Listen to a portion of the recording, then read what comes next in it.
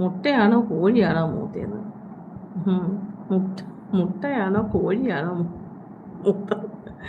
എടാ എടാ എടാ അത് വല്ലാത്തൊരു ക്വസ്റ്റ്യനിലോടാ. ആരാടാ മൂത്തത്? മുട്ടയാണോ കോഴിയാണോ? ബഷീറേ, വല്ലാത്തൊരു ക്വസ്റ്റ്യനിലൂടെ ബഷീറേ അത്. ബഷീറേ, ഉം, ഉം. മുട്ടയാണോ കോഴി? ഡേ, ആൻസർ കൊടു. ലോംലി, മുട്ടയാണോ കോഴിയാണോ മൂത്തത്?